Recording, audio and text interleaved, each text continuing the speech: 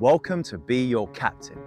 I'm Bo, and you're about to learn why striving relentlessly towards your goals will never bring you true happiness.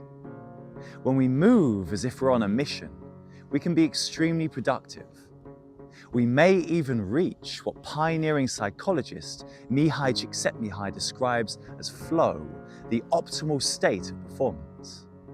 However, while clear goals are essential for direction and structure, only complete and utter absorption in the present moment will bring out the best in us. All too often, the human mind grows attached to the prize at the end of the road and holds it in greater esteem than the path to get there.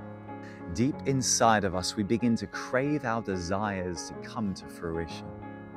Or we hold such terrible aversion to an imagined future that we become frantic in our maneuvering to escape it. Now, there is nothing wrong with guiding our lives towards security, satisfaction, and comfort.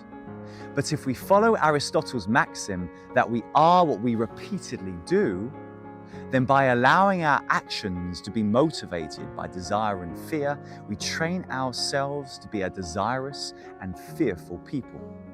If we treat life as a never-ending sprint, goal after goal, result after result, we become unbalanced, forever striving, forever dissatisfied. Our neuroplastic minds mold themselves to the shape of our recurring actions. And as time goes on, we find ourselves trapped in a state of habitual discontentment and impatience. Impatience is a declaration of war against the rhythm of the universe. There are times when we need to run from the tiger in the forest, just like our ancestors. But these moments are rare. Most of the time, we must cultivate a state of peace in our movement as well as in our stillness.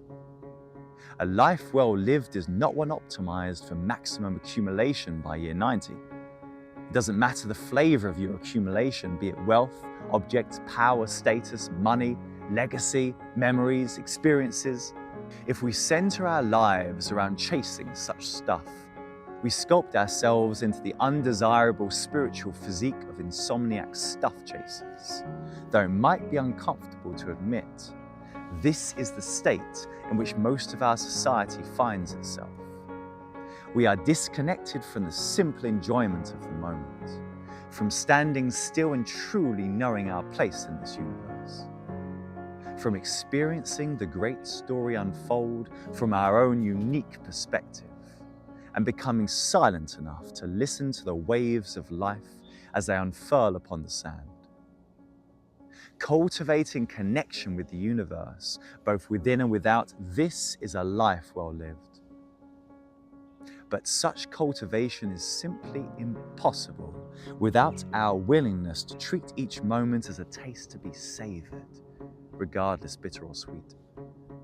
To move with the flow of life without trying to force through what we crave or run from what we fear. We cannot harry reality into becoming the vision that we hold in our heads. We do not control reality, but we can influence reality. If we move to the rhythm of life, with no doubt that the universe is unfolding just as it should, then we will meet each moment with grace, calm, and confidence, beautifully equipped to dance with the ebbs and the flows, the rewards and the challenges.